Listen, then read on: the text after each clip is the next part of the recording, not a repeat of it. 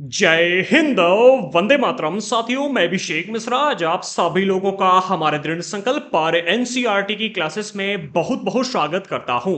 आज की इस क्लास में हम डिस्कस करेंगे क्लास 9th की एनसीईआरटी ज्योग्राफी का चैप्टर नंबर 2। हमारे आज के इस चैप्टर का नाम है भारत का भौतिक स्वरूप। आज का ये चैप्टर भारत के भौतिक स्वरूप पर आधारित है, जिसमें हमें भारत में पाई जाने वाली सभी स्थल आकृतियों को एक एक करके बारीकी से डिस्कस करना है। अब चूंकि हमारा भारत देश एकमात्र ऐसा देश है जहां पर सभी प्रकार की स्थल आकृतियां पाई जाती हैं, चाहे पर्वत हो, मैदान हो, मरुस्थल हो, पठार हो, द्वीप समूह हो या फिर तटीय मैदान ही क्यों ना हो। इसलिए आज का जो चैप्टर है ये काफी बड़ा चैप्टर आपको देखने को मिलेगा। अब चूंकि चैप्टर काफी बड़ा है और सभी टॉपिक को एक एक करके बारीकी से हमें डिस्कस करना था, इसलिए इस चैप्टर को हमने 5 पार्टों में डिवाइड कर दिया है। पार्ट 1, 2 एंड 3, इन 3 पार्ट के वीडियोस ऑलरेडी आ चुके हैं। आज का जो वीडियो है इस चैप्टर का पार्ट 4 है और पार्ट 4 में आज के इस वीडियो में हम डिस्कस करेंगे भारत में पाए जाने वाले पठारों को। ठीक है, जो भारत में पठार पाए जाते हैं, पठारों की संख्या कितनी है, कितने पठार हैं, उनकी विशेषताएं क्या हैं, यह टॉपिक आज के हमारे वीडियो का रहेगा। तो पार्ट 1, 2, 3 में हमने जो जो डिस्कस किया एक बार उसको देख लेते हैं, फिर हम आगे बढ़ते हैं एंड आज के मुख्य टॉपिक अर्थात भारत में पाए जाने वाले पठारों को डिस्कस करेंगे। पार्ट 1 में हमने यहां पर सबसे पहले बात की थी कि भारत में कितने प्रकार की स्थलाकृतियां पाई जाती हैं, इन स्थलाकृतियों में कितनी विविधताएं हैं, इनके निर्माण में कितनी विविधताएं हुई हैं, इनका निर्माण कैसे हुआ। बेसिकली यहां पर हमने भारत में पाई जाने वाली स्थलाकृतियों के बेसिक कॉन्सेप्ट को समझा था। इसके बाद अगला जो पॉइंट हमें मिला था पार्ट 1 में वो था विभिन्न स्थल आकृतियों के कारण। अर्थात यहां पर हमने डिस्कस किया था कि भारत में इतनी सारी स्थल आकृतियां जो पाई जाती हैं, इन सभी के बनने का कारण क्या है, जिसमें हमने प्रमुख कारण प्लेट विवर्तनिक सिद्धांत, जो कि एक सर्वमान्य सिद्धांत है, इस सिद्धांत के बारे में जाना था। अब एनसीईआरटी में चूंकि इस सिद्धांत के बारे में ज्यादा जानकारी नहीं दी गई है, इसलिए इस सिद्धांत के बारे में हमने अलग से जानकारी को रखा एंड विस्तार से प्लेट विवर्तनिक सिद्धांत अर्थात प्लेट टेक्टोनिक थ्योरी के बारे में भी हमने यहां पर पढ़ा था। फिर हमने हमारे पृथ्वी के इतिहास को भी यहां पर डिस्कस किया, क्योंकि यह टॉपिक काफी आज के इस चैप्टर से रिलेटेड है। कई जगहों पर इस टॉपिक पर जुड़ा हुआ कंटेंट हमें देखने को मिलता है। बेसिक चीजें हैं जो कि समझना जरूरी है। ये हमारी पृथ्वी कैसे जाकर के यूरेशियन प्लेट से टकराई, ठीक है, और फिर कैसे हिमालय पर्वत श्रृंखला का निर्माण हुआ, इन पूरे टॉपिक्स को हमने यहां पर पार्ट 1 में डिस्कस किया था। इसके बाद में हमने यहां पर डिस्कस किया था कि भारत में मुख्य भौगोलिक वितरण, ठीक है, हमने देखा था यहां पर कि भारत में कुल 6 प्रकार की भौगोलिक आकृतियां हमें देखने को मिलती है। हिमालय पर्वत श्रृंखला, उत्तरी मैदान, प्रायद्वीपीय पठार, भारतीय मरुस्थल, तटीय मैदान और द्वीप समूह, जिनमें से पार्ट 2 में हमने हिमालय पर्वत श्रृंखला को डिस्कस कर लिया एंड पार्ट 3 में उत्तरी मैदान को। आज का जो पार्ट 4 है इसमें हम डिस्कस करेंगे प्रायद्वीपीय पठार को और भारतीय मरुस्थल को। पार्ट 5 में हम डिस्कस करेंगे तटीय मैदान को और द्वीप समूह को, और इस तरह से पार्ट 5 तक ये चैप्टर कंप्लीट हो जाएगा। फिर पूरे चैप्टर की एक मैराथन क्लास हम प्रोवाइड करेंगे आपको, जिसमें ये वीडियो नहीं होंगे, अलग से इसकी पूरी क्लास रिकॉर्ड करके हमने रख ली है, जो कि लास्ट में हम आपको प्रोवाइड कर देंगे, ताकि जो लोग एक साथ सभी टॉपिक को समझना चाहें वो समझ सके। हिमालय पर्वत श्रृंखला हम डिस्कस कर चुके हैं पार्ट 2 में, ठीक है, पूरी हमने यहां पर डिस्कस की थी। इसके बाद में उत्तरी मैदान पार्ट 3 में, इसका वीडियो सैटरडे को आया था, जिस किसी ने अभी तक नहीं देखा है डिस्क्रिप्शन बॉक्स में हमने प्लेलिस्ट प्रोवाइड कर दी है। प्लेलिस्ट के माध्यम से अभी तक की आई हुई सभी क्लासेस आप ज्वाइन कर सकते हैं, डिस्क्रिप्शन बॉक्स में आपको प्लेलिस्ट मिल जाएगी। अब हमें यहां पर डिस्कस करना है प्रायद्वीपीय पठार को, ओके, और प्रायद्वीपीय पठार वाले भाग में सबसे पहले बिंदु दिया गया है, जिसमें हम यहां पर प्रायद्वीपीय पठार की कुछ बेसिक चीजों को डिस्कस कर लेते हैं। तो सबसे पहले कहा जा रहा है प्रायद्वीपीय पठार एक मेज की आकृति वाला स्थल है। क्लास 6 में, क्लास 7 में और क्लास 8 के एनसीईआरटी में हम पठारों के बारे में कुछ बेसिक चीजों को पहले ही डिस्कस कर चुके हैं। जहां पर हमने बात की थी जो मुख्यतः पर्वत होते हैं, पर्वतों की आकृति कुछ इस प्रकार की होती है, लेकिन जो पठारी भाग होते हैं उनकी आकृति हमेशा मेज के समान होती है, ठीक है।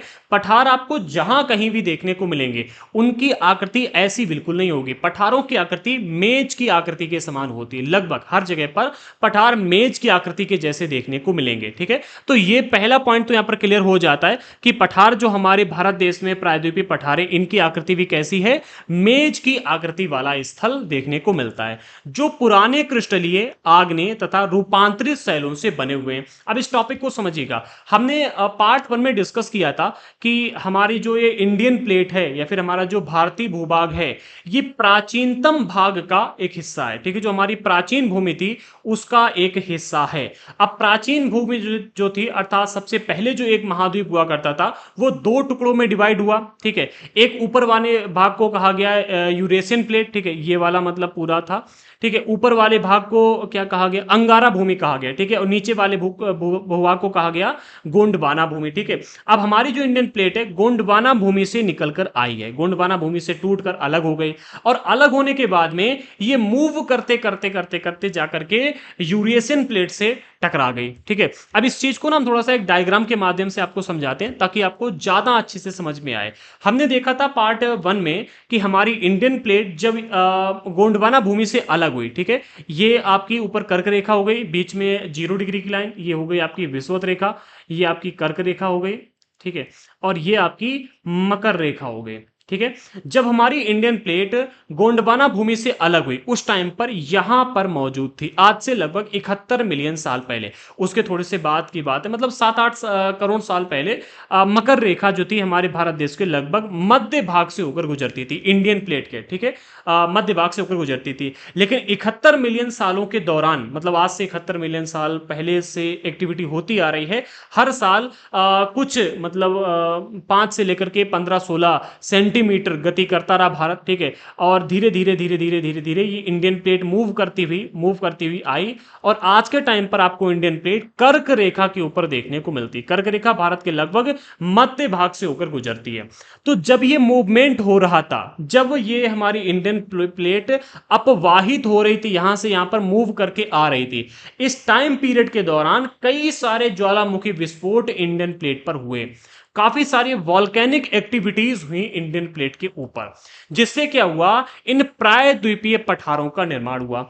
अब चूंकि सबसे पहला पॉइंट पुराने क्रिस्टलीय, ठीक है, यानी हमारी जो इंडियन प्लेट है ये गोंडवाना भूमि का भाग है, ये कोई नई निर्मित भूमि नहीं है। जैसे कि अगर आप देखोगे तो हमारा जो आपका बांग्लादेश देखने को मिलता है। ठीक है, बांग्लादेश ही है, हाँ बांग्लादेश। ठीक है, ये नई निर्मित भूमि है। हमारी इंडियन प्लेट या जो फिर जो प्रायद्वीपीय पठार हैं, ये नए निर्मित पठार नहीं है, ये बहुत ही पुराने पठार आपको देखने को मिलते हैं। ठीक है, तो इस बात को समझो, जब यहां से यहां तक घूम के आ रही थी तो बहुत सारी वॉल्केनिक एक्टिविटी हुई जिनसे इन पठारों का निर्माण हुआ। अब चूंकि हमारी इंडियन प्लेट जो थी ये पुराने प्राचीनतम भूभाग का हिस्सा, इसलिए यहां पर पुराने क्रिस्टलीय और आग्नेय एंड रूपांतरित शैलें आपको देखने को मिलती हैं। आग्नेय शैलें क्यों हैं, क्योंकि यहां पर कई सारी वॉल्केनिक एक्टिविटीज हुई, और हमने पिछली क्लासेस में पढ़ा है कि जब वॉल्केनिक एक्टिविटी होती है तो उससे निकलता है लावा, और लावा से बनी हुई चट्टानों को आग्नेय चट्टानें कहा जाता है। और जो लावा चट्टानें बनती हैं, जो आग्नेय चट्टानें होती हैं, वो दो प्रकार की होती हैं। एक आपको मिलती है बेसाल्ट चट्टानें, और एक आपको मिलती है ग्रेनाइट चट्टान, जिनके बारे में हम ऑलरेडी पिछली क्लासेस में काफी डिस्कस कर चुके हैं। ठीक है, अगर आप नए वीडियो देख रहे हैं तो मैं आपसे कहूंगा कि हमारी क्लास 6 से लेकर के 9 तक की अभी तक जो क्लासेस आई, प्लीज उनको देख लेना, ताकि हर एक टॉपिक आपको भी अच्छे से समझ में आए। ओके, आगे बढ़ते हैं। हाँ, आगे बढ़ते हैं। अगले पॉइंट में कहा जा रहा है ये गोंडवाना भूमि के टूटने एवं अपवाह के कारण बना था, तथा यही कारण है कि प्राचीनतम भूभाग का एक हिस्सा है। कहने का अर्थ यहां पर यह कि हमारा जो भारत है, भारत में पाए जाने वाला प्राचीनतम या फिर ये प्रायद्वीपीय पठार है, ये गोंडवाना भूमि से जब भारत अलग हुआ, ठीक है, उसके बाद में वॉल्केनिक एक्टिविटीज कई सारी शुरू हो गई, तो उससे इस प्राचीनतम या फिर कहें कि प्रायद्वीपीय पठार का निर्माण हुआ। और साथ ही साथ जब ये मूव करके हमारे यूरेशियन प्लेट की तरफ आ रहा था, कर्क रेखा की तरफ आ रहा था, अपवाह हो रहा था, अपवाहित हो रहा था। देखो यहां से मूव करके ऊपर की तरफ आना अर्थात अपवाहित होना, मूव करके आना। ठीक है, तो सबसे पहला कारण कि भाई गोंडवाना भूमि से टूटा, तब वॉल्केनिक एक्टिविटी हुई, और दूसरा अपवाह के कारण। ठीक है, तो इन कारणों की वजह से जो वॉल्केनिक एक्टिविटी हुई, इसी वजह से प्रायद्वीपीय पठार का निर्माण हुआ। और यही कारण है कि ये जो हमारी ये प्रायद्वीपीय पठार है, ये प्राचीनतम भूभाग का एक हिस्सा है, क्योंकि ये गोंडवाना भूमि का हिस्सा है। इस पठारी भाग में चौड़ी तथा छिछली घाटियां एवं गोलाकार पहाड़ियां हैं। कहने का अर्थ यह है कि अगर आप हमारे इस प्रायद्वीपीय पठार में जाओगे तो यहां पर आपको जो पठारी भाग है ये, यहाँ पर चौड़ी और छिछली घाटियां देखने को मिलेंगी, यानी कि कोई बहुत चौड़ी घाटी है, कोई बहुत ऊबड़ खाबड़ घाटी है, ऐसी घाटियां और गोलाकार पहाड़ियां भी इनके अंदर मौजूद हैं जो आपको देखने को मिलेंगी। इस पठार के दो मुख्य भाग हैं, अर्थात पूरे के पूरे पठार जो प्रायद्वीपीय पठार भारत में पाया जाता है, ठीक है, इसके अंदर मुख्य रूप से इसे पूरे के पूरे पठारी क्षेत्र को दो भागों में डिवाइड किया गया, इसका वर्गीकरण दो भागों में किया गया। ठीक है, ऐसे कहोगे ज्यादा आसान रहेगा समझने में। ठीक है, हमारे भारत में जितने भी द्वीपी पठार पाए जाते हैं इनको मुख्य रूप से दो वर्गों में वर्गीकृत किया गया है। एक आपको मिलता है मध्य उच्च भूमि का पठार और दूसरा मिलता है दक्कन का पठार। अब आगे बढ़ने से पहले हमने जो मैप यहां पर रखा हुआ है, मैप के माध्यम से थोड़ा सा यहां पर हम डिस्कस कर लेते हैं। देखो मैप में हम उतना ही समझने का प्रयास करेंगे जितना मैप के माध्यम से समझ सकते हैं, बहुत ज्यादा डिटेल में नहीं जाएंगे वरना खिचड़ी हो जाएगी और आपको समझ में नहीं आएगी, ना तो थ्योरी समझ में आएगी और ना ही मैप समझ में आएगा। अभी बस यहां पर मैप में इतना समझो कि यहां पर जो आपको अलग अलग डायग्राम दिख रहे हैं ये भारत के नक्शे में, जैसे कि ये हो गया, ये हो गया, ठीक है। ये जो अलग अलग डायग्राम हमें देखने को मिल रहे हैं यही प्रायद्वीपीय पठार हैं, ठीक है। अब इन सभी प्रायद्वीपीय पठारों को मुख्य रूप से दो वर्गों में वर्गीकृत किया गया है। कौन कौन से दो वर्ग हैं, अब इसको भी देख लो, ठीक है, इसको भी देख लो। एक आपका देखने को मिलता है मध्य उच्च भूमि और दूसरा है दक्कन का पठार। अब यहां पर प्रश्न खड़ा होता है कि मध्य उच्च भूमि में कौन कौन से पठार रहेंगे और दक्कन के पठार में कौन कौन से पठार रहेंगे। तो पहले मध्य उच्च भूमि को देखते हैं, फिर हम दक्कन बारे में देखेंगे। अगर हम मध्य उच्च भूमि के पठारों की बात करें तो उसमें आपको चार देखने को मिलते हैं, मालवा का पठार, बुंदेलखंड का पठार, बघेलखंड का पठार और एक आपको मिलता है छोटा नागपुर का पठार। अभी अगर आप इसमें देखोगे तो मालवा का पठार ये रहा, बुंदेलखंड का पठार ये रहा, बघेलखंड का पठार ये रहा और छोटा नागपुर का पठार ये रहा। ये चार पठार जो आपको देखने को मिलते हैं ये मध्य उच्च भूमि के पठार कहे जाते हैं, ठीक है। अब अगर हम बात करें दक्कन के पठार की, ठीक है, तो दक्कन के पठार में कुल आपको 6 पठारी भाग देखने को मिलते हैं। एक आपका है मेघालय कार्बी एग्लोंग पठार, दूसरा एक उत्तर कचार पहाड़ियां और तीसरा आपको मिलता है गारो खासी जयंतियां। ये तीनों पठार एक ही जगह पर आपको देखने को मिलते हैं, कहां पर, ये शिलोंग का पठार जो यहां पर लिखा हुआ है, ये इस भाग में ये तीनों के तीनों देखने को मिल जाते हैं। उत्तर कचार पहाड़ियां यहां पर एक मिनट, यहां पर ऐसे लाइन से मौजूद है, एक मिनट, हाँ, ऐसे लाइन से मौजूद हैं, ठीक है। इसी तरह से यहां पर मेघालय कार्बी एग्लोंग का पठार भी मौजूद है और उत्तर कचार पहाड़ी एक में गारो खासी जयंती है, यहां पर ऐसे लाइन से गारो खासी जयंती तीनों लाइन से। एक्चुअली इसका ना मैंने मैप रखा हुआ है, ठीक है, क्लास इसी में इसका पूरा अलग से दिया गया था मैप जिसमें इन चीजों को दिखाया गया, ठीक है। अब आप अगर इस मैप में देखोगे तो यहां पर आपको बारीकी से थोड़ा अच्छे से देखने को मिल जाएगा। ये आपको गारो खासी जयंतिया, देखो ये दो एक मिनट, ये आप देखो गारो खासी जयंतिया तीनों दिए गई, ठीक है। यहीं पर आपको बाकी जो पठार हैं वो भी देखने को मिल जाते हैं, ठीक है। अब हम फिर से उसी पे चलते हैं, ठीक है, जहां पर जरूरत लगेगी हम इस मैप पर रिडायरेक्ट हो जाया करेंगे, ठीक है। तो आपने देख लिया यहाँ पर गारो खासी जयंतिया, उत्तर कचार पहाड़ी और मेघालय कार्बी एवलॉन तीनों के तीनों यहाँ पर देखने को मिलते हैं। बचे हुए तीन पूर्वी घाट, पश्चिमी घाट और दक्कन ट्रैप। दक्कन ट्रैप तो आपका पूरा ये हो गया, ठीक है।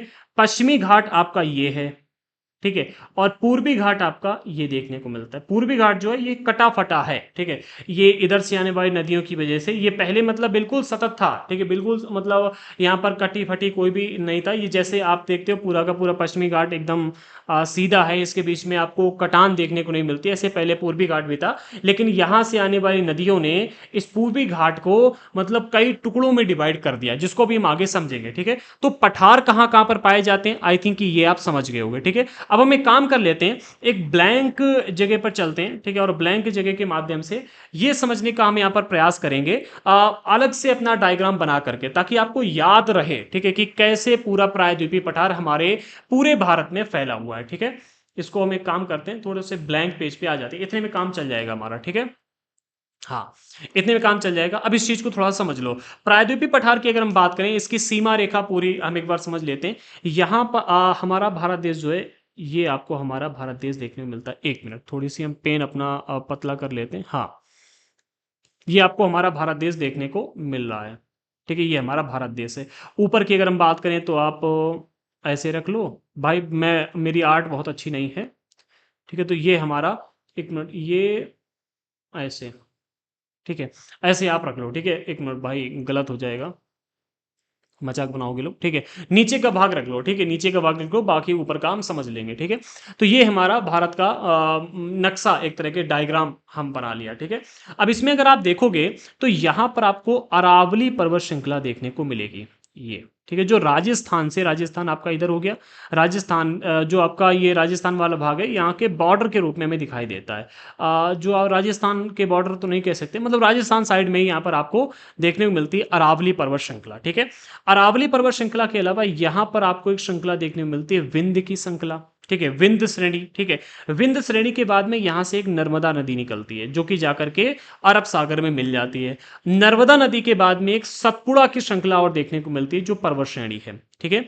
सतपुड़ा की श्रेणी के बाद में एक आपको तापी नदी मिलती है, जो यहां से आ जाती है। केवल दो ही नदियां हैं जो अरब सागर में जाकर मिलती हैं, एक आपकी नर्मदा और दूसरी आपकी तापी, ठीक है। अच्छा, ये जो श्रेणी है ये कौन सी है? विंध्य श्रेणी है। और ये आपकी श्रेणी कौन सी कही जाती है? ये कही गई आपकी अरावली पर्वत श्रृंखला। अरावली पर्वत श्रृंखला के बगल में, ठीक है, अरावली पर्वत श्रृंखला के मिलते लगी हुई यहां पर आपको मालवा का पठार देखने को मिलता है, ठीक है। मालवा के पठार के इधर तरफ आपको एक ये पठार देखने को मिलता है, जिसे हम कहते हैं क्या? बुंदेलखंड का पठार। और इन दोनों से लगा हुआ ये आपको मिलता है बघेलखंड का पठार, ठीक है। और इन दोनों से थोड़ा अलग यहां पर आपको देखने को मिलेगा एक छोटा नागपुर का पठार, ठीक है। अच्छा, ये वाला जो भाग आपको देखने को मिलता है इसे हम कहते हैं मध्य उच्च भूमि। क्या है ये? मध्य उच्च भूमि के पठार हैं। अच्छा, यहां से नदियां निकलती हैं, ठीक है, यहां से ऐसे नदियां भी निकलती हैं, जो नदियां जाकर के फिर आगे जाकर गंगा नदी में मिल जाती है। कौन कौन सी नदी? एक है यहाँ पर आपको चंबल नदी, जो ये है चंबल नदी के बाद में केन नदी है, बेतवा नदी है, और एक और नदी निकलती है यहाँ से शायद सिंध नदी, और एक यहाँ से निकलती। सिंध बहुत पॉपुलर नदी नहीं है, बस ये तीन नदी ज़्यादा पॉपुलर है। इसके बाद में जब आप हमारे भारत के मेघालय साइड में जाओगे उधर तरफ, तो यहाँ पर आपको गारो खासी जयंतिया, ठीक है, एक यहाँ पर और को आपको पठारी भाग मिलेगा जहाँ पर गारो खासी जयंतिया, कार्बी एग्लोंग, और मतलब यहाँ पर आपको पठारी क्षेत्र और देखने को मिलेगा। अच्छा, यहाँ पर हमने देखा कि ये जो श्रृंखला है इसे कहा गया सतपुड़ा श्रेणी, और सतपुड़ा श्रेणी के बाद में यहाँ पर आपको तापी नदी मिलती, जो कि ये रही, ठीक है। तापी नदी के आप नीचे साइड अगर देखोगे तो यहां पर आपको प्रायद्वीपीय पठार, सॉरी, कौन सा? दक्कन का पठार देखने को मिलता है, ठीक है। यहां पर आपको ट्रायंगल शेप में दक्कन का पठार देखने को मिलता है, ठीक है। दक्कन पठार के इधर तरफ ये आपका है पश्चिमी घाट, और ये आपका पूर्वी घाट देखने को मिलता है। इस तरह से पूरे के पूरे पठारी भाग मौजूद हैं। अच्छा, ये वाला जो एरिया है, ठीक है, ये हमारे दक्कन के पठार का भाग माना जाता है, इसे दक्कन के पठार में शामिल किया गया। अब आप कहोगे कि भाई यहाँ पर क्यों नहीं पठारी इलाका है? भाई यहाँ पर है, हमने देख लिया, यहाँ पर चला गया, यहाँ पर क्यों नहीं? तो देखो, जो हमारी इंडियन प्लेट यूरेशियन प्लेट से जाकर टकराई थी, तो यहाँ पर एक भ्रंश पैदा हो गया था, जो आज के टाइम पर आप बांग्लादेश देखते हो, ठीक है। फिर हिमालय पर्वत से जो नदियां आई उन्होंने इस भ्रंश को भर दिया, और यहाँ पर बांग्लादेश जैसी एक भूमि पैदा हो गई, ठीक है, भूमि का निर्माण हुआ। उसी भूमि पर आज के टाइम पर बांग्लादेश बसा हुआ। ये पहले एक भ्रंश बन गया था, अर्थात गड्ढे नुमा आकृति बन गई थी। आगे चल करके नदियों से जब अवसाद निकल के आए, तो उन अवसादों के द्वारा इसकी जो मिट्टी है ये फुलफिल हो गई, और यहाँ पर एक देश आज के टाइम पर हम देखते हैं, ठीक है। तो ये नई भूमि है, ये बहुत पुरानी भूमि नहीं है, ठीक है। बांग्लादेश वाली जो भूमि है ये नई भूमि है, ये हमने यहाँ पर समझ लिया। अब इसे हम इरेज कर देते हैं, ठीक है। ये मैंने डायग्राम इसलिए बनाया ताकि आपको याद रहे, ठीक है। अभी आपने डायग्राम के माध्यम से समझ लिया, तो आपको ये टॉपिक थोड़े से याद रहेंगे। हमेशा रहेंगे या नहीं रहेंगे वो तो आप समझिएगा, वैसे मैंने अपना काम किया है। कोशिश करना कि आपको हमेशा याद रहें, ठीक है। रिवीजन कर लिया करो, ठीक है, तो हमेशा याद रहेंगे। हाँ, अब आ जाते हैं अपने मुख्य टॉपिक पर। तो हमने देख लिया मध्य उच्च भूमि के पठार कहाँ कहाँ पर मौजूद हैं, वो हमने देख लिए। ये बार आपका बुंदेलखंड का पठार, यहाँ पर आपको एक पर्वत श्रेणी देखने को मिलती है जिसे हम अरावली पर्वत श्रृंखला कहते हैं। इसके नीचे यहाँ पर आपको एक पर्वत श्रृंखला देखने को मिलती है जिसे हम विंध्य श्रेणी कहते हैं। विंध्य श्रेणी के नीचे साइड यहाँ से एक नदी निकलती है जिसे हम नर्मदा नदी कहते हैं।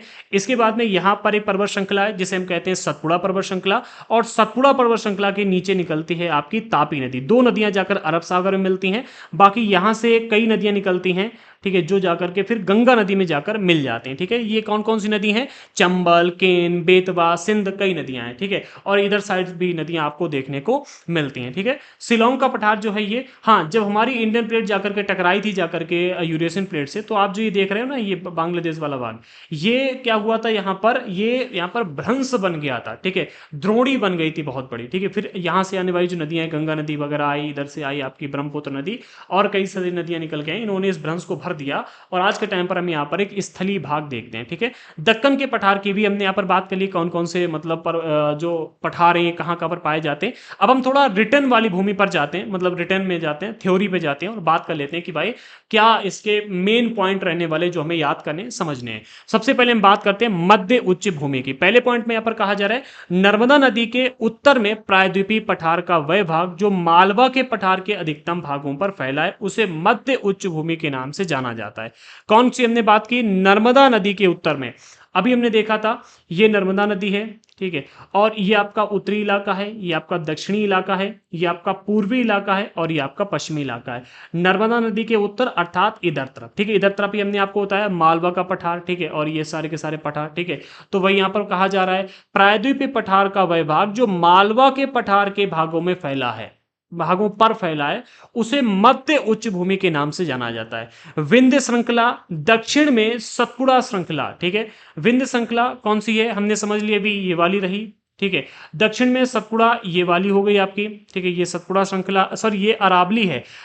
विंध्य श्रृंखला ये वाली हो गई और दक्षिण में सतपुड़ा ये नीचे वाली, ठीक है, सतपुड़ा, ठीक है, सतपुड़ा श्रृंखला। इसको थोड़ा सा क्रिटिकल है, थोड़ा सा बारीकी समझ लो, ये थोड़ा सा क्रिटिकल है इसलिए इसे थोड़ा सा बारीकी से समझो। ये जो अगली लाइन दी गई वरना आप बाउंस हो जाएगी, ठीक है, समझ नहीं पाओगे क्या कहा जा रहा है यहाँ पर। एक मिनट थोड़ा सा इसे डार्क कर लेते हैं। हाँ, एक मिनट, हाँ, विंध्य श्रृंखला हमने देख ली, दक्षिण में सतपुड़ा श्रृंखला तथा उत्तर में अरावली से घिरी हुई है। जो विंध्य वाली श्रृंखला है ये दक्षिण में सतपुड़ा श्रृंखला से और उत्तर पश्चिम में अरावली से घिरी हुई, यानी कि आपकी विंध्य श्रृंखला ये हो गई और विंध्य श्रृंखला जो है दक्षिण में सतपुड़ा श्रृंखला से घिरी हुई है, अर्थात इधर से ये बॉर्डर का काम करती है, ठीक है, और इधर इधर से उत्तर पश्चिम, उत्तर वाला एरिया ये, पश्चिम वाला एरिया, यानी कि इधर से ऐसे आपको देखने को मिलती अरावली पर्वत श्रृंखला इनसे घिरी हुई है। पश्चिम में यह धीरे धीरे राजस्थान के बलुई तथा पथरीले मरुस्थल से मिल जाता है। क्या? अरावली पर्वत श्रृंखला जो अगर आप ये अगर आप मध्य उच्च भूमि के पठार को देखोगे, ठीक है, तो उसी की यहां पर बेसिकली बात की जा रही है। एक मिनट थोड़ा सा फिर रिलेट कर लेते हैं। यहां पर जो हमारे ये मध्य उच्च भूमि का पठार इसी की बात की जा रही है। देखो विंध्य श्रृंखला की तो हमने देख ली कि भाई कहां पर मौजूद है, एक बॉर्डर का काम करती है। विंध्य श्रृंखला जो है ये सतपुड़ा श्रृंखला और अरावली से घिरी हुई है। पश्चिम में ये धीरे धीरे राजस्थान के बलुई तथा पथरीले मरुस्थल से मिल जाता है। क्या? जो आपको ये मध्य उच्च भूमि का पठार देखने को मिलता है, प्रायद्वीपीय पठार, ये धीरे धीरे पश्चिम साइड में जब जाता है तो पश्चिम साइड में राजस्थान का जो बलुई एरिया जहां पर हमें देखने को मिलता है, जहां पर अरावली पर्वत श्रृंखला शुरू होती है, वहां तक आपको ये मरुस्थल, वहां पर ये आपको पठारी इलाका देखने को मिलता है। इस क्षेत्र में बहने वाली नदियां चंबल, सिंध, बेतवा, केन दक्षिण पश्चिम से उत्तर पूर्व की ओर बहती हैं। अच्छा ये टॉपिक और है थोड़ा सा जो आपको समझना है। यहां तो हमने समझ लिया कि भाई राजस्थान तक जाता है, राजस्थान में जो आपको अरावली पर्वत श्रृंखला देखने को मिलती है वहां तक आपको मध्य उच्च भूमि या फिर कहें कि दक्कन के ये जो आपका ये पठार है, मालवा का पठार है, इसका विस्तार हमें देखने को मिलता है, ठीक है। लेकिन अब हम थोड़ा सा बैक होकर के पठार की ओर आते हैं। पठारों की अगर बात करें तो पठार जो है पश्चिम में धीरे धीरे, एक मिनट, पठार जो है मिल जाता है इस क्षेत्र में, अर्थात पठारों में जो बहने वाली नदियां हैं ये है चंबल, सिंध, बेतवा और केन। अब जो नदियां हैं इनका बहाव किधर से किधर है तो दक्षिण पश्चिम से उत्तर पूर्व की ओर है। इसको थोड़ा सा आप यहां पर समझिएगा कि दक्षिण पश्चिम से उत्तर पूर्व की ओर है। इसके पीछे का रीजन क्या है, आखिरकार क्यों ऐसी नदियां बहती हैं और दिशा कौन सी है, ठीक है। तो आपको दक्षिण वाला भाग ये देखने को मिलता है, पश्चिम वाला ये देखने को मिलता है, पूर्व वाला ये, उत्तर वाला भाग ये है। अब दक्षिण पश्चिम अर्थात इधर, यानी कि इधर से इधर की ओर, उत्तर पूर्व की ओर यहां पर नदियां ऐसे बहती हैं, ठीक है, इनका बहाव ऐसे है। अच्छा इनका बहाव इधर की ओर क्यों नहीं है, इधर की ओर क्यों ना होकर के इधर की ओर क्यों है? सारी नदियां इधर की ओर ही क्यों बहती हैं भाई? उत्तर पूर्व से दक्षिण पश्चिम की ओर क्यों नहीं बह रही नदियां हैं? ये पश्चिम दक्षिण से या फिर दक्षिण पश्चिम से उत्तर पूर्व की ओर ही क्यों बह रहे हैं, इसका भी अर्थ समझ लो। हमने पढ़ा था पार्ट 1 में कि जब हमारी इंडियन प्लेट यूरेशियन प्लेट से टकराई, ठीक है, तब जो प्रायद्वीपीय पठार वाला भाग है वो आगे की ओर धंस गया था। क्या? आगे की ओर धंस गया था, ठीक है। जब ये आगे की ओर धंसा तो पीछे वाला भाग जो था वो तो थोड़ा सा ऊंचे में हो गया और इधर वाला भाग नीचे में चला गया। तो ढलान कैसी बन गई? दक्षिण पश्चिम से उत्तर पूर्व की ओर बन गई, क्योंकि ये जाकर के यहां पर ऐसा हमारा जाकर के टकराया। ठीक है, तो ऐसे ही यहां पर ढलान बन गई। एक तो कारण इसका ये हो गया, ठीक है। और दूसरा कारण ये कि प्राकृतिक रूप से भी यहां पर ढलान होगी। ठीक है, फिर जब नदियां बह करके आई, नदियों ने थोड़ी ढलान पाई और थोड़ी ढलान पाकर जब इधर तरफ बहने लगी तो नदियों ने भी कटान की, अपक्षय किया वहां पर। ठीक है, और उससे और अधिक ढलान पैदा कर ली और धीरे धीरे यहां पर इधर से इधर की ओर ही ढलान हो गई। ठीक है, आई थिंक इसके रीजन आपको यहां पर समझ में आ गए होंगे। ठीक है, तो अभी इसको एक बार रिवाइज कर लेते हैं, फिर अब आगे बढ़ते हैं। नर्मदा नदी के उत्तर में प्रायद्वीपीय पठार का वह भाग जो कि मालवा के पठार के अधिकतम भागों में फैला है उसे मध्य उच्च भूमि के नाम से जाना जाता है। हमने बारीकी से समझ लिया कहां पर है। ठीक है, विंध्य श्रृंखला जो है दक्षिण में दक्षिण में सतपुड़ा श्रृंखला तथा उत्तर पश्चिम में अरावली से घिरी हुई है। विंध्य श्रृंखला के बारे में अभी हमने पढ़ा था कहां पर पाई जाती है, ये कैसे घिरी हुई है वो भी देख लिया। पश्चिम में यह धीरे धीरे राजस्थान के बलुई तथा पथरीले मरुस्थल में मिल जाता है। जो हमारा ये प्रायद्वीपीय पठार का भाग है ये पश्चिम साइड में जब जाता है, ठीक है, इधर साइड जब जाता है तो राजस्थान और जो आपका ये मरुस्थल वाला एरिया मिलता है, राजस्थान गुजरात वाला, वहां पर जाकर के ये मिल जाता है। ठीक है, इस क्षेत्र में बहने वाली प्रमुख नदियां कौन कौन सी हैं? चंबल, सिंध, बेतवा और केन। ठीक है, नदियों का बहाव किधर है, इसका ढाल किधर है? तो दक्षिण पश्चिम से उत्तर पूर्व की नदियां बहती हैं। इस प्रकार वे इस क्षेत्र के ढाल को दर्शाती हैं कौन? नदियां।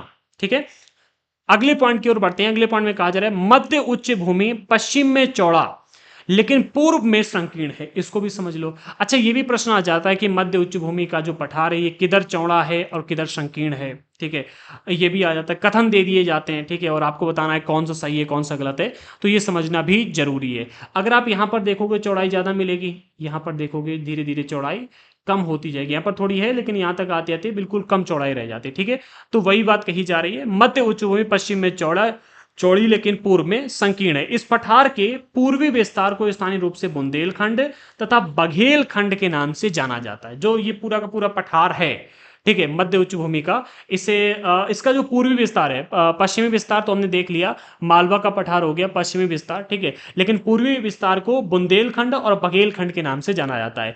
इसके और पूर्व के विस्तार को दामोदर नदी द्वारा अपवाहित छोटा नागपुर का पठार दर्शाता है। मतलब जैसे सिम और पूर्व की ओर बढ़ेंगे तो मध्य उच्च भूमि का जो पठार सबसे पूर्व में आपको मिलता है वो है आपका छोटा नागपुर का पठार। ये दामोदर नदी के द्वारा मतलब अपवाहित है। ठीक है, छोटा नागपुर का पठार यहां तक हमने देख लिया। अब हम बात करते हैं दक्कन के पठार की। ठीक है, दक्कन के पठार को भी हम यहां पर डिस्कस कर लेते हैं। तो एक मिनट इसे इरेज कर लेने, थोड़ा सा अच्छा नहीं लग रहा है। वैसे आप लोगों को क्लासेस समझ में आती हैं? बता दिया करो कमेंट बॉक्स में, लाइक कर दिया करो, शेयर कर दिया करो, इससे मुझे भी मोटिवेशन मिलता है। ठीक है, अगला है दक्कन का पठार। पहले बिंदु में कहा जा रहा है दक्षिण का पठार एक त्रिभुजाकार भूभाग है। दक्कन के पठार को दक्षिण का पठार भी कहा जाता है। ठीक है, याद रखना। ठीक है, जो नर्मदा नदी के दक्षिण में स्थित है, उत्तर में इसके चौड़े आधार पर सतपुड़ा की श्रृंखलाएं। ठीक है, जबकि महादेव कैमूर की पहाड़ी तथा मैकाल श्रृंखला इसके पूर्वी विस्तार है। देखो मैकाल श्रृंखला जो है ये आपको सतपुड़ा श्रृंखला का ही एक भाग देखने को मिल जाता है। महादेव कैमूर की जो पहाड़ियां हैं ये थोड़ी सी अलग हैं, इसको आप अलग से मैप में देख लो। ठीक है, यहां पर अगर हम देखेंगे तो ये आपको सतपुड़ा की श्रेणी देखने को मिल रही है। ठीक है, ये आपको विंध्य श्रेणी देखने को मिल रही है, ये आपको नर्मदा नदी देखने को मिल रही है। ठीक है, ये आपको तापी नदी देखने को मिल रही है। ठीक है, और ये जो यहां पर पहाड़ी आप देख रहे हो ये वाली, ठीक है, ये आपको महादेव की पहाड़ियां देखने को मिल रही हैं। ठीक है, अब हम अगर देखें तो अरावली श्रृंखला ये है। ठीक है, और अगर आप देखोगे ये जो पठार है मालवा का पठार, मालवा के पठार का विस्तार अगर आप देखोगे तो ये मतलब इस तरह से ऐसे आपको देखने को मिल रहा है। ठीक है, ये जो भारतीय महामरुस्थल है, भारतीय महामरुस्थल को टच करता है इधर जाकर के। ठीक है, अरावली पर्वत श्रृंखला जो है ये पठार को आगे बढ़ने से रोकती है। ठीक है, ये एक प्रकार से बॉर्डर का काम करती है पठार को आगे बढ़ने से रोकने के लिए। ठीक है, बाकी आपने पठार यहां पर ही देख लिया, ये वाला सारा का सारा पठारी भाग है। ठीक है, जैसे से इसके पूर्वी विस्तार की ओर हम आते हैं तो ये तो पूरा मालवा का पठार कहा ही जाता है। पूर्वी विस्तार की ओर आओगे तो यहां पर बुंदेलखंड का पठार मिलेगा, बघेलखंड का पठार मिलेगा, और सबसे पूर्वी विस्तार को छोटा नागपुर का पठार कहा जाता है। ठीक है, अब अगर हम नदियों नदियों की बात करें तो नदियों का भी यहाँ पर दिया गया है, एक बार नदियों को भी हम देख लेते हैं। ठीक है, ये आप देख रहे हो चंबल नदी है जो कि यहाँ से निकल के जाती है। ये आपको एक नदी मिलती है, सोन होगी शायद, सॉरी ये है बेतवा नदी।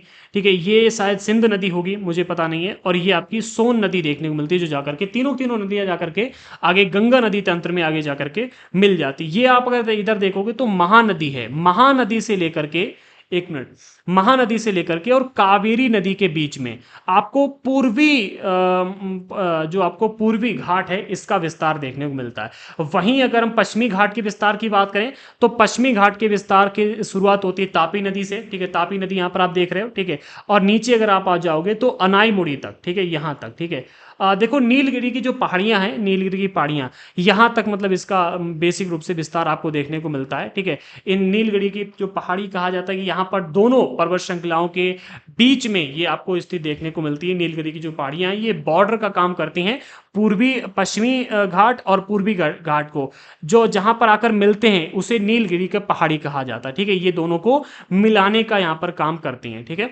बाकी आप इस मैप में काफी कुछ देख ही चुके हैं। ठीक है, अगर हम नदियों की बात करें तो वो भी हमने देख ली। ठीक है, एक महानदी और है जो यहीं से निकलती है और इधर की ओर जाती है, महानदी। ठीक है, बाकी हम अपने टॉपिक पर चलते हैं और उधर डिस्कस करते हैं। ठीक है, हाँ, दक्कन के पठार में हम क्या डिस्कस कर रहे थे उसको एक बार थोड़ा सा देख लेते हैं। दक्षिण का पठार त्रिभुजाकार भूभाग है, हमने देख लिया। जो नर्मदा नदी के दक्षिण में स्थित है, हमने देख लिया नर्मदा नदी ऊपर है और नर्मदा नदी के दक्षिण में स्थित है। उत्तर में इसके चौड़े आधार पर सतपुड़ा की श्रृंखला है, देख लिया अभी हमने। जबकि महादेव कैमूर की पहाड़ी तथा मैकाल श्रृंखला इसका पूर्वी विस्तार है। महादेव जो मैकाल श्रृंखला है ये सतपुड़ा श्रृंखला का ही भाग है। ठीक है, महादेव कैमूर की पहाड़ियों को भी हमने देख लिया, इनको भी देख लिया, ये इनका पूर्वी विस्तार हमें देखने को मिलता है। ठीक है, दक्षिण का पठार पश्चिम में ऊंचा एवं पूर्व की ओर कम ढाल वाला है, इसको भी थोड़ा सा समझो। ठीक है, इसको भी थोड़ा सा समझ लो। ठीक है, इसे हम यहां पर समझिए, अपने उसी मैप पर चलते हैं। ठीक है, इसी मैप पर चलते हैं। अब अगर आप यहां पर देखोगे तो ये जो मतलब आपको पश्चिम, एक मिनट कलर चेंज कर लेते हैं, ग्रीन ले लेते हैं। ठीक है, ये जो आपको देखने मिलता है ग्रीन तो ऑन वैसा लग रहा है, यही वाला अपना सही है। ठीक है, ये वाला अगर आप इधर पठारी भाग देखोगे, ये वाला, ठीक है, तो इसकी ऊंचाई अधिक है। ठीक है, और इधर की अगर हम पूर्वी पठार की बात करें, ठीक है, जो पूर्वी पठार है, ठीक है, पूर्वी घाट है, पश्चिमी घाट की ऊंचाई अधिक है और पूर्वी घाट की ऊंचाई आपको कम देखने को मिलती है। इस वजह से जो नदियां यहां पर बहती हैं, चाहे आपकी गोदावरी नदी हो जो इधर से निकल कर आ रही है, ठीक है, या आपकी कृष्णा नदी हो या आपकी कावेरी नदी हो, ये सारी नदियां पश्चिम से पूर्व की ओर ही बह करके आती हैं। कहां से? पश्चिम से पूर्व की ओर बह करके आती हैं। रीजन क्या है? क्योंकि पश्चिमी घाट जो है आपका ये अधिक ऊंचा है और पूर्वी घाट जो है आपका इसकी ऊंचाई बहुत कम हमें देखने को मिलती है। ठीक है, अब फैक्ट की ओर चलते हैं, अपने उसी टॉपिक पर पहुंचते हैं। ठीक है, तो ये हमने देख लिया कि दक्षिण का पठार पश्चिम में ऊंचा है और पूर्व की ओर इसकी ढाल बहुत ही कम देखने को मिलती है। ये हमने घाट के माध्यम से समझ लिया। ठीक है, आगे बढ़ते हैं। दक्षिण का पठार जो है पश्चिम में ऊंचा एवं पूर्व की ओर कम ढाल वाला, देख लिया। इस पठार का एक भाग उत्तर पूर्व में भी दिखाई देता है, ठीक है, जिसे स्थानीय रूप से मेघालय कार्बी एंगलोंग का पठार तथा उत्तर कचार पहाड़ी कहा जाता है। ठीक है, वही मेघालय कार्बी एंगलोंग का पठार एंड उत्तर कचारी जिसकी भी हमने बात की थी, आपका ये वाला भाग। ठीक है, इसका जो एक भाग है दक्कन के पठार का वो हमें पूर्वी भाग में भी देखने को मिलता है। कहां पर? उत्तर पूर्वी भाग में। ठीक है, जो कि हमने देख लिया। यह एक भ्रंश के द्वारा छोटा नागपुर से अलग हो गया है। पश्चिम से पूर्व की ओर तीन प्रमुख महत्वपूर्ण श्रृंखलाएं गारो खासी जयंतियां ये भी हमें देखने को मिलती हैं। ठीक है, सबसे पहली बात मेघालय में कार्बी एंगलोंग का पठार, उत्तर कचार पहाड़ियां और तीसरा गारो खासी जयंतियां, ये तीनों हमें कहां पर देखने को मिलते हैं? ये हमें उत्तर पूर्वी विस्तार में, भारत के उत्तर पूर्वी जो इलाका है मेघालय साइड वाला, यहां पर ये आपको तीन पठारी श्रृंखलाएं देखने को मिलती हैं। ठीक है, हमने देख ली कौन सी हैं, ये वाली। ठीक है, ये हमारे दक्षिण के पठार का उत्तर पूर्वी विस्तार है जो कि यहां पर देखने को मिल रहा है। अच्छा, एक और बात कही गई है कि ये जो पठार है ये छोटा नागपुर के पठार से एक भ्रंश के द्वारा, यहां पर भ्रंश पड़ा, ठीक है, इस भ्रंश के द्वारा अलग हो गया। अलग होने का रीजन क्या था? जब इंडियन प्लेट यूरेशियन प्लेट से अगर टकराई तो ये भाग टूट कर उधर की ओर मतलब इधर इधर की ओर बह मतलब खिसक गया, ठीक है। जिससे जब नदियां ऊपर से निकल के आई तो नदियों ने इस भूमि को भर दिया और यहाँ पर नई मिट्टी आ गई, ठीक है। यहाँ पर धीरे धीरे नदियों के द्वारा जल के साथ में जो अवसाद लाए गए उनसे यहाँ पर मिट्टी भर दी गई और धीरे धीरे यहाँ पर एक देश बनकर, एक भूमि बनकर तैयार होगी, जो आज के टाइम पर एक देश आप देखते हो, ठीक है। अगले पॉइंट में कहा जा रहा है दक्षिण के पठार के पूर्वी एवं पश्चिमी सिरे पर क्रमशः पूर्वी तथा पश्चिमी घाट स्थित है। इसको ऑलरेडी हम अभी समझ चुके हैं, लेकिन इसके बारे में जो लिखित चीजें हैं इनको भी अब हम जरा सा देख लेते हैं, ताकि एक एक टॉपिक हमारा क्लियर होते चले और जब आप एग्जाम में बैठें, ठीक है, या फिर आप इससे रिलेटेड टेस्ट सीरीज को सॉल्व करें तो कोई भी पॉइंट छूटे ना, ठीक है। पश्चिमी घाट की हम सबसे पहले बात करते हैं, फिर हम पूर्वी घाट की बात करेंगे। लेकिन एक मिनट, इन दोनों की ओर आगे बढ़ने से पहले हमारे दक्कन ट्राइब, दक्कन के पठार की यहाँ पर थोड़ी सी बेसिक चीजें हैं जिनको समझ लेते, फिर हम इनको समझेंगे, ठीक है। दक्कन ट्राइब को हम पहले समझ लेते। पहले बिंदु में यहाँ पर कहा जा रहा है प्रायद्वीपीय पठार की एक विशेषता है यहां पाई जाने वाली काली मृदा। प्रायद्वीपीय पठार में अगर आप देखोगे तो यहां पर आपको काली मिट्टी देखने को मिलेगी, जिसे दक्कन ट्रैप के नाम से जाना जाता है। किस नाम से? दक्कन ट्रैप के नाम से जाना जाता है। अब यहां पर प्रश्न आ जाएगा कि प्रायद्वीपीय पठार में पाई जाने वाली काली मिट्टी किस नाम से जानी जाती है? काली मृदा किस नाम से जाना जाए? काली मृदा को किस नाम से जाना जाता है? काली या फिर जहां पर काली मृदा पाई जाती है उस स्थान को किस नाम से जाना जाता है? तो दक्कन ट्रैप के नाम से जाना जाता है। इसकी उत्पत्ति ज्वालामुखी से हुई है, इसलिए इसके शैल आग्नेय हैं, ठीक है भाई। चूंकि जब हमारी इंडियन प्लेट अपवाहित होकर के आ रही थी, जब ये मूव करके आ रही थी मकर रेखा से कर्क रेखा की तरफ, तब यहां पर कई सारी वॉल्केनिक एक्टिविटी हुई, कई सारे ज्वालामुखी विस्फोट हुए, उनसे लावा निकला, लावा से आग्नेय शैलों का निर्माण हुआ और जब लावा निकला, ठीक है, और उससे आग्नेय शैलों का निर्माण हुआ, धीरे धीरे वहां पर बरसात हुई, उसका क्षरण हुआ, अपक्षय हुआ और उससे वहां पर मृदा का निर्माण हुआ। और जब आग्नेय अर्थात लावा से बनी मृदा कैसी होगी? काली ही होगी, ठीक है। इसलिए यहां पर जो मृदा देखने को मिलती है वो काली मृदा है। अगले पॉइंट में वास्तव में इन शैलों का समय के साथ अपरदन हुआ, जिनसे काली मृदा का निर्माण हुआ, जो मैंने अभी आपको बताया। अरावली की पहाड़ियां प्रायद्वीपीय पठार के पश्चिम एवं उत्तर पश्चिमी किनारे पर स्थित है। कौन सी? अरावली की जो पहाड़ी है, ठीक है। एक मिनट, पश्चिम तथा उत्तर पश्चिमी किनारे पर स्थित है। मैप की ओर चलते हैं। अरावली की पहाड़ी की बात की गई है, ठीक है। अरावली की पहाड़ी ये वाली, ठीक है। पश्चिम ये वाला भाग है और उत्तर वाला, उत्तर पश्चिम के प्रायद्वीपीय पठार का जो उत्तर पश्चिमी इलाका, यहां पर अरावली की पहाड़ियां स्थित हैं, ठीक है। आगे बढ़ते हैं।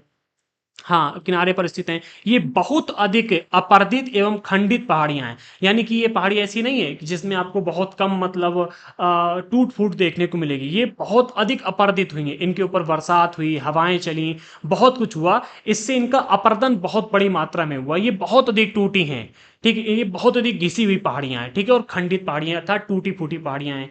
ये गुजरात से लेकर दिल्ली तथा दक्षिण पश्चिम एवं उत्तर पूर्व दिशा में फैली। कहां पर? सबसे पहले गुजरात से लेकर के दिल्ली तथा दिल्ली तक, ठीक है, दक्षिण पश्चिम एवं उत्तर पूर्व दिशा में फैली हुई। गुजरात से लेकर दिल्ली तक इनका विस्तार आपको देखने मिला है। दक्षिण पश्चिम और उत्तर पूर्व का अगर हम इसका विस्तार देखें, दक्षिण था नीचे, पश्चिम अगर इधर से इधर की बात करें, और उत्तर पूर्व अगर हम इधर से इधर की बात करें, ठीक है, तो ये दिल्ली से लेकर के गुजरात तक फैली हुई है। अब इस चीज को हमने समझ लिया, ठीक है। आगे बढ़ते हैं। देखो, विस्तार जो यहाँ पर दिल्ली तक बताया जा रहा है, दिल्ली तक छोटी मोटी पहाड़ियां देखने को मिल जाती हैं, ठीक है। ऐसा नहीं मतलब बहुत बड़े बड़े, क्योंकि इसका बहुत अधिक मात्रा में अपर्दन हुआ है, बहुत खंडित और मतलब खंडित पहाड़ियां हैं, अपर्दित पहाड़ियां हैं, इस वजह से बीच की पहाड़ियां टूटी हैं, फिर पहाड़ी देखने को मिलती है, फिर भूमि आ गई, ऐसा यहाँ पर स्थल है, ठीक है। अब हम पश्चिमी घाट और पूर्वी घाट के बारे में कुछ बेसिक चीजों को यहाँ पर जान लेते हैं, जो थ्योरी है। पहले पॉइंट में कहा जा रहा है पश्चिमी घाट पश्चिमी तट के समानांतर स्थित है, ठीक है। अभी समझ लेंगे, ठीक है। समानांतर स्थित है, वे सतत हैं तथा उन्हें केवल दर्रों के द्वारा ही पार किया जा सकता है। कहने का अर्थ ये, अगर हम देखें तो जो पश्चिमी घाट है, ये पश्चिमी तट, तट कौन सा हो गया? ये वाला जो समुद्री इलाका, समुद्र से जुड़ा हुआ भूमि जो है, इसे पश्चिमी तट कहते हैं। समुद्र से जुड़ी हुई भूमि को पश्चिमी तट, नदी के किनारे वाले जो भागों से उसे तट कहा जाता है, ठीक है। अब चूंकि यहाँ पर आपको देखने को मिलता है अरब सागर, ठीक है, ये अरब सागर देखने मिलता है, तो अरब सागर से जुड़ी हुई जो भूमि है इसे तट कहा जाएगा, ठीक है। तो जो पश्चिमी घाट है ये पश्चिमी तट के समानांतर अर्थात इसके समान ऐसे धीरे धीरे चलता हुआ देखने को मिलेगा, ठीक है। वे सतत हैं अर्थात एक तो मतलब सीधे हैं, ठीक है, दूसरा इसके अंदर टूट फूट बहुत कम देखने को मिलेगी, ठीक है, असतत ना होकर के सीधे हैं, सतत हैं, यानी कि ज्यादा ऊंच नीच इसमें नहीं देखने को मिलती। ठीक है, और उन्हें केवल दर्रों के द्वारा, अर्थात थोड़ी बहुत जहां पर दर्रे पाए गए हैं, भ्रंश पाएगी, घाटी पाई जाती है, वहीं से इनको पार किया जा सकता है, अगर आप इनको पार करना चाहो। ठीक है, अगर सोचो कि बहुत लंबे सीधे कहीं से भी पार कर जाएं तो चढ़ नहीं पाओगे, बहुत ऊंचे ऊंचे आपको देखने को मिलेंगे। ठीक है, जो दर्रे दिए गए हैं, ठीक है, जो घाटियां हैं, वहीं से निकल सकते हो। ठीक है, आगे बढ़ते हैं, टॉपिक एक एक समझते चलो, जहां कहीं प्रश्नों आप पूछ लेना। ठीक है, अगले पॉइंट में कहा जा रहा है पश्चिमी घाट पूर्वी घाट की अपेक्षा ऊंचे हैं।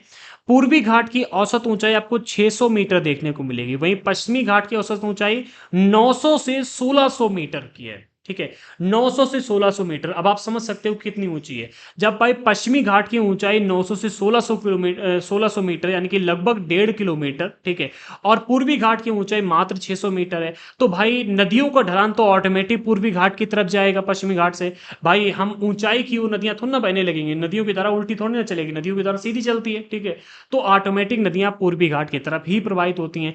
पश्चिमी घाट में पर्वतीय वर्षा होती है, यह वर्षा घाट के पश्चिमी ढाल पर आर्द्र हवा के टकराव के ऊपर के टकराकर ऊपर उठने के कारण होती है। अब इस चीज को ना थोड़ा सा बारीकी से समझो। ठीक है, ऐसे हम आपको बता रहे हैं बट आपको समझ में नहीं आएगा, थोड़ा सा बारीकी से समझो। ये आपका एक मिनट, ये आपका भारत है।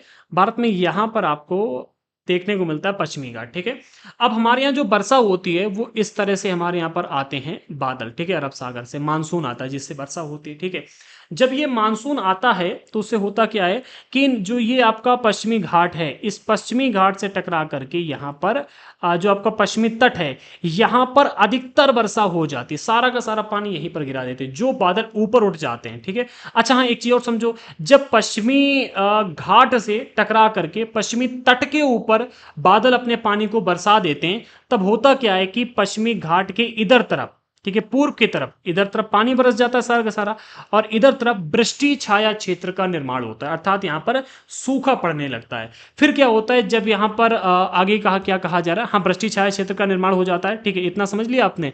फिर यहां पर आगे कहा जा रहा है कि पश्चिमी तट, पश्चिमी घाट पर पर्वतीय वर्षा होती है, यानी कि यहां पर कुछ बादल ऊपर उठ जाते हैं, ठीक है, और पर्वत से टकरा करके पर्वत के दूसरी तरफ वर्षा करने लगते हैं। ठीक है, पर्वत के ऊपर वर्षा यहां पर होने लगती है। ठीक है, पर्वतीय वर्षा, यह वर्षा घाट के पश्चिमी ढाल पर, ठीक है, घाट के पश्चिमी ढाल पर, समझो ये आपका तट है और ये घाट के पश्चिम, यानी कि ये वाला पूर्व, यानी कि ये वाला पश्चिमी घाट पर आर्द्र हवा के टकराकर ऊपर उठने के कारण होती है। अधिकतर वर्षा तो यहीं पर हो जाती है, इधर वृष्टि छाया क्षेत्र का निर्माण होता है। ठीक है, जब हवा ऊपर उठ जाती है, जब ये आर्द्र हवा से टकराता है, हवा ऊपर उठती है, तब यहां पर बरसात होती है। ठीक है, पश्चिमी घाट को विभिन्न स्थानीय नामों से भी जाना जाता है, ये बात भी याद रखना। ठीक है, जो पश्चिमी घाट आपका है, इसके कई सारे स्थानीय नाम भी हैं। ठीक है, पश्चिमी घाट की ऊंचाई उत्तर में उत्तर से दक्षिण की ओर बढ़ती जाती है। जैसे जैसे आप उत्तर से दक्षिण की ओर आओगे तो पश्चिमी घाट की ऊंचाई बढ़ती जाएगी। इसके कई सारे स्थानीय नाम भी हैं। इस भाग के शिखर ऊंचे हैं, जैसे कि अनाईमुड़ी, जिसकी ऊंचाई है 2695 किलोमीटर। ये जो आपको ऊंचाई बताएगी, ये औसत ऊंचाई है 900 से 1600 मीटर। ठीक है, यहां पर अगर आप सबसे ऊंचे शिखर देखोगे तो 2695 मीटर है, ठीक है, यानी कि लगभग 2.5 किलोमीटर। एक आपको मिलता है डोडा बेटा, जो है 2633। अच्छा, इन दोनों को मैप में एक बार हम देख लेते हैं। ठीक है, इन दोनों को एक बार हम देख लेते हैं, कहां पर, मैप में इरेज कर लेते हैं। एक हमने देखा अनाईमुड़ी, दूसरा देखा डोडा बेटा। ठीक है, तो अगर हम अनाईमुड़ी की बात करें तो ये आपको देखने को मिल रहा है अनाईमुड़ी, ये अनाईमुड़ी आपका 2695 मीटर की ऊंचाई है। ठीक है, डोडा बेटा कहाँ दिया गया, ये आपकी नीलगिरी की पहाड़ियां हैं। ठीक है, अच्छा, यहाँ से पश्चिमी घाट आता है, यहाँ से आपका ये पूर्वी घाट आता है। ठीक है, और यहाँ पर जो नीलगिरी की पहाड़ी है, ये पहाड़ी इन दोनों को मिलाने का काम करती है। यहाँ पर आपको एक मिलती है एक पहाड़ी है जिसका नाम है कार्डमम पहाड़ी, ये आपको कार्डमम पहाड़ी देखने मिलती है। डोडा बेटा पहाड़ी यहाँ पर नहीं दी गई। यह कोरोमंडल तट है, इसे कोरोमंडल तट कहा जाता है, ये उत्तरी सरकार कहा जाता है। ठीक है, ये यहाँ पर महेंद्रगिरी पर्वत मिलता है, जो उत्तरी, सॉरी, यहाँ पर कौन सा है ये, पूर्वी तट का सबसे ऊंचा पर्वत ये है महेंद्रगिरी पर्वत। कहाँ पर, यहाँ पर पाया जाता है, यहाँ पर। ठीक है, महेंद्रगिरी पर्वत हो गया। जो अनाईमुड़ी है वो यहाँ पर देखने को मिलता है। ठीक है, अनाईमुड़ी, ठीक है, अनाई मलाई और अनाईमुड़ी दोनों नामों से ये जाना जाता है। ठीक है, डोडा बेटा यहाँ पर नहीं दिया गया है। ठीक है, कोंकण ये रहा, ठीक है। मालाबार तट ये रहा, मालाबार तट यहाँ पर देखने को हमें मिलता है। डोडा बेटा नहीं दिया गया, ठीक है, और मुझे भी इसकी ठीक ठाक आइडिया नहीं है, तो मैं अभी मतलब तुक्का मारना उचित नहीं समझूंगा। वैसे मार भी सकता था, ठीक है, बट तुक्का मारना उचित नहीं समझूंगा, क्योंकि डोडा बेटा ये पहाड़ी है, ठीक है, उसी के बगल में होगी, ठीक है। क्योंकि जैसे से आप जैसे एक मिनट, जैसे से आप उत्तर से दक्षिण की ओर जाओगे तो इसकी ऊंचाई बढ़ती जाती है, ठीक है। अब चूंकि अनाईमुड़ी यहाँ पर है और इसकी भी ऊंचाई 2633 है, तो यहीं के आसपास आपको डोडा बेटा भी देखने को मिलेगा, ठीक है। अब हम पूर्वी पहाड़ियों की बात कर लेते हैं, हमने पश्चिमी पहाड़ी को यहाँ पर डिस्कस कर लिया है, ठीक है। पूर्वी पहाड़ी, सॉरी पूर्वी घाट, ठीक है, पूर्वी घाट। पूर्वी घाट का जो विस्तार है ये महानदी घाटी से दक्षिण में नीलगिरी तक है। महानदी घाटी ऊपर हमने भी दिखाई थी आपको, ठीक है, और महानदी घाटी से यहां तक आते हैं, यहां पर आपको आपको मिलता है नीलगिरी पर्वत, ठीक है। पूर्वी घाट का विस्तार सतत नहीं है, जैसे हमने यहां पर देखा था कि पश्चिमी घाट का जो विस्तार है ये सतत है। कैसा है? सतत है। ये देखा सतत है, इसका सतत नहीं है, ये अनियमित है, जबकि ये जो है नियमित है, यानी कि ऐसे आ रहा है। और अगर हम इसकी बात करें तो ये ऐसे ऐसे इसका विस्तार है। एवं बंगाल की खाड़ी में गिरने वाली नदियों ने इसको काट दिया। देखो है क्या, जैसे ये हमारा भारत है, ठीक है, जैसे ये हम देखते हैं कि पश्चिमी घाट बिल्कुल सतत है, इसी तरह से पूर्वी घाट भी पहले ऐसा ही था, लेकिन चूंकि इसकी ऊंचाई बहुत अधिक है, यहाँ से इधर नदियां कई सारी बह करके आ रही हैं, तो इन नदियों ने पूर्वी घाट को काट दिया और इसे असतत अनियमित बना दिया, ठीक है। इसे असतत और अनियमित बना दिया। इसमें कई सारे मतलब इसे ऐसा बना दिया, एक नदी यहाँ से निकल गई, यहाँ से निकल गई, ऐसे कई सारी नदियां निकल गई और नदियां जाकर के कहाँ पर, बंगाल की खाड़ी में जाकर गिर जाती हैं। पूर्वी घाट का सबसे ऊंचा शिखर महेंद्रगिरी है, जिसकी ऊंचाई लगभग 1500 मीटर दिखाई जा रही है, जिसको भी हमने आपको दिखाया हुआ था। पूर्वी घाट के दक्षिण पश्चिम में सेवराय तथा जावेड़ी की पहाड़ियां स्थित हैं, जो कि ये पहाड़ियां से दक्षिण पश्चिम में, ठीक है, देख लेते हैं। ये आप कहाँ गया, महेंद्रगिरी आप देख ले, 1501 किलोमीटर, 1501 मीटर है। समझ लो 1501 मीटर है, ठीक है। इसके अलावा पहाड़ी कहाँ पर है दिया नहीं गया है, ठीक है, तो उसको भी हम एक थोड़ा सा समझ लेते हैं, ठीक है। हाँ, नदी की अगर हम बात करें तो ये देखो महानदी है, ठीक है, यहाँ महानदी है और यहाँ पर ये डेल्टा का निर्माण भी करती है, ठीक है, जिसने डेल्टा का निर्माण करती है। ये आपके पूर्वी घाट का स्टार्टिंग है, ठीक है, पूर्वी घाट ये है। अच्छा, यहाँ से जो नदियाँ आई, जैसे कि एक महानदी हो गई, एक ये आप देख रहे गोदावरी आई, इधर कृष्णा आई, इसने यहाँ पर डेल्टा का निर्माण किया और डेल्टा के निर्माण के माध्यम से यहाँ पर मैदानी इलाका बना दिया पूरा, ठीक है। इसी तरह से यहाँ से कावेरी नदी आई, कावेरी नदी ने यहाँ से काट दिया। ये नीलगिरी की पहाड़ी है, ठीक है, जिसकी भी हमने बात की थी, ठीक है, और यहाँ पर इसने डेल्टा का निर्माण किया। इससे इस इलाके में अगर हम यहाँ पर देखें तो यहाँ पर मैदानी भाग भी आपको देखने को मिलता है। ये जो इलाका ये आपको देखने को मिलता है पठारी इलाका, ठीक है, और ये जो आपको देखने को मिला ये आपका मैदानी इलाका है, ठीक है। अब हम अपने टॉपिक की ओर बढ़ लेते हैं। हाँ, इतना हमने डिस्कस कर लिया, हमने पूर्वी घाट की बात कर ली, पश्चिमी घाट की बात कर ली, हमने प्रायद्वीपीय पठार को कंप्लीट डिस्कस यहाँ पर कर लिया है। अब हमें जो बात करनी है वो बात करनी है किसकी, मरुस्थल की बात करनी है। तो एक बार मरुस्थल को भी देख लेते हैं, फिर चैप्टर को कंप्लीट करते हैं, ठीक है। भारतीय मरुस्थल एक बहुत ही इंपॉर्टेंट टॉपिक है, बहुत ज़्यादा टिपिकल नहीं है, बहुत कठिन नहीं है, बहुत आसान टॉपिक है, ठीक है। मरुस्थल कितने भाग में, ये हमने मैप में अलग से पूरा छांट के रख दिया, आप देख सकते हैं यहाँ पर, ठीक है, अलग से मतलब इंडिकेट यहाँ पर हो रहा है। मरुस्थल जो भारत का महामरुस्थल है, थार का मरुस्थल कहा जाता है। इसके बारे में 4 पॉइंट दिए गए जिनको समझते हैं। पहले पॉइंट में कहा जा रहा है अरावली पहाड़ी के पश्चिमी किनारे पर थार का मरुस्थल स्थित है। अरावली पहाड़ी कहाँ पर, यहाँ पर है, ठीक है, ये अरावली पहाड़ी के पश्चिमी किनारे पर, यानी कि इधर तरफ, ठीक है, मरुस्थल थे। महान भारतीय मरुस्थल या फिर ग्रेट इंडियन डेजर्ट स्थिति से महान भारतीय मरुस्थल कहा जाता है। यह विश्व का 17वां सबसे बड़ा मरुस्थल, याद रखना, विश्व में इससे बड़े 16 मरुस्थल हैं और 17वां नंबर आता है भारत में पाए जाने वाले भारतीय मरुस्थल की, ठीक है। आगे बढ़ते हैं। इसके अलावा कहा जा, और 9वां सबसे बड़ा उष्ण कटिबंधीय मरुस्थल है। हाँ, 2 पॉइंट हैं। अगर प्रश्न पूछा जाए कि भारत विश्व का सबसे बड़ा मतलब कौन सा, भारत के सभी मरुस्थलों में किस का स्थान मतलब कौन सा है, भारत के मरुस्थल का विश्व के सबसे बड़े मरुस्थलों में कौन सा स्थान है, तो वो है आपका 17वां स्थान, ठीक है। लेकिन अगर प्रश्न पूछा जाए कि भारत के मरुस्थल का उष्ण कटिबंधीय मरुस्थलों में कौन सा स्थान है, तो वो है 9वां सबसे बड़ा स्थान, ठीक है, 9वें नंबर पर आता है। अच्छा, थार का 85% भाग, इस मरुस्थल का 85% भाग आपको भारत में देखने को मिलता है। कहां पर? भारत में। और 15% भाग आपको पाकिस्तान में देखने को मिलता है। इस चीज को याद रखना, ठीक है। ये बालू के टिब्बों से ढका एक तरंगित मैदान है। तरंगित मैदान किसे कहा जाता है? जैसे आप समुद्र में वेव्स को देखते हो, ऐसी वेव्स चलती हैं, ठीक है, ऐसी वेव्स चलती हैं। इसी तरह से यहां पर जो आपको बालू की मैदान देखने को मिलते, उनका भी फॉर्म ऐसा ही है। इसी तरह के आपको यहाँ पर आपको मैदान देखने को मिलते हैं। वेव की आकृति के मैदान यहाँ पर है, ठीक है, तरंगित मैदान है। इस क्षेत्र में प्रतिवर्ष 150 मिलीमीटर से कम वर्षा होती है। अच्छा, एक प्रश्न है यहाँ पर कि जिस स्थान, मतलब किसी भी स्थान को मरुस्थल की श्रेणी में कब रखा जाता है, ठीक है, या फिर किसी भी स्थान को मरुस्थल की श्रेणी में रखने के लिए न्यूनतम वर्षा का मतलब न्यूनतम वर्षा कितनी होनी चाहिए, ठीक है, जब हम उसे मरुस्थल के श्रेणी में रख लें, तो याद रखना, जब भी किसी इलाके में 25 सेंटीमीटर या फिर 250 मिलीमीटर प्रति वर्ष वर्षा होगी, या फिर इससे कम वर्षा होगी, कितनी, या तो 25 सेंटीमीटर या फिर 250 मिलीमीटर, दोनों एक ही बात है, इससे कम वर्षा जिस इलाके में होगी उसे मरुस्थल कहा जाता है, ठीक है। मरुस्थल किसे कहा जाता है? तो जिस इलाके में प्रतिवर्ष 250 मिलीमीटर से कम वर्षा होगी उसे मरुस्थल कहा जाता है। अब अगर आप इस भाग को देखोगे तो यहां पर प्रतिवर्ष 150 मिलीमीटर से भी कम वर्षा होती है, यानी कि महामरुस्थल है ये, ठीक है। इस शुष्क जलवायु वाले क्षेत्र में वनस्पति बहुत कम है, जो आपको पेड़ पौधे देखने को मिलेंगे वो बहुत कम है। अगले पॉइंट में कहा जा रहा है कि वर्षा ऋतु में ही कुछ सरिताएं अर्थात नदियां दिखती हैं और उसके बाद वे बालू में ही विलीन हो जाती हैं। जब पानी बरसता है तो कुछ नदियां निकलती हैं, ठीक है, और जैसे पानी बरसना बंद हो जाता है तो वो नदियां उसी पानी में, मतलब उसी बालू में विलीन हो जाती है, अर्थात लुप्त हो जाती हैं, गायब हो जाती हैं। पर्याप्त जल नहीं मिलने से वे समुद्र तक भी नहीं पहुंच पाती हैं। भाई नदियों का तो मेन पॉइंट ही होता है कि भाई समुद्र तक जाना, चाहे जो सी नदी हो, चाहे सिंधु नदी तंत्र हो या गंगा नदी तंत्र हो, ठीक है, चाहे नर्मदा नदी तंत्र हो या तापी नदी तंत्र हो, हर नदी समुद्र तक जाती है, ठीक है। लेकिन यहां पर जो निकलने वाली नदियां हैं वो बालू में ही विलीन हो जाती हैं, समुद्र तक पहुंच ही नहीं पाती।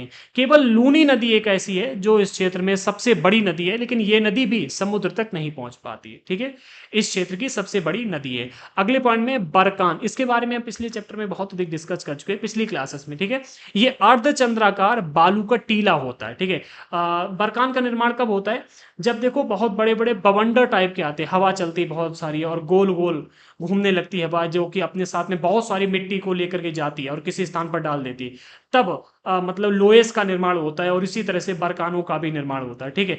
अर्धचंद्राकार बालू का टीला का विस्तार, मतलब का विस्तार बहुत अधिक क्षेत्रों में होता है यहाँ पर, ठीक है। लेकिन लंबवत टीले भारत पाकिस्तान सीमा के समेत प्रमुखता पाए जाते हैं। लंबवत टीले यानी कि ऐसे लंबवत टीले, और अर्धचंद्राकार यानी कि ऐसे टीले आपको बहुत अधिक देखने को मिल जाएंगे, ठीक है। इनका विस्तार बहुत अधिक होता है। लेकिन अगर हम लंबी ऐसी श्रृंखलाओं की बात करें, लंबवत टीले जो लंबे चले ही चले जा रहे हैं, ठीक है, इनका विस्तार आपको भारत पाकिस्तान की सीमा पर प्रमुखता देखने को मिलेगा। ये पूरे पूरे मरुस्थलीय भाग में नहीं है।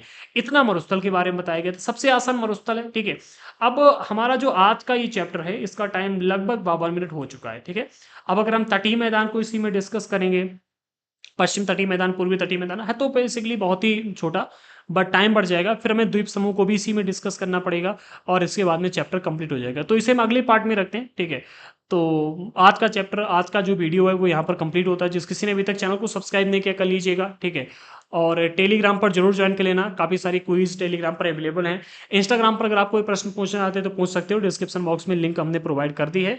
बाकी फेसबुक पर भी फॉलो कर लीजिएगा। जिस किसी को एनसीईआरटी के नोट्स लेने हैं एप्लीकेशन पर ले सकते हो, अदरवाइज यहाँ पर हमने अपना नंबर दे दिया है, इस नंबर पर भी मैसेज करके आप हमसे एनसीईआरटी के नोट्स परचेस कर सकते हैं। तो मिलते हैं अगले वीडियो के साथ में पार्ट 5 और लास्ट 5 में। तब तक के लिए जय हिंद साथियों।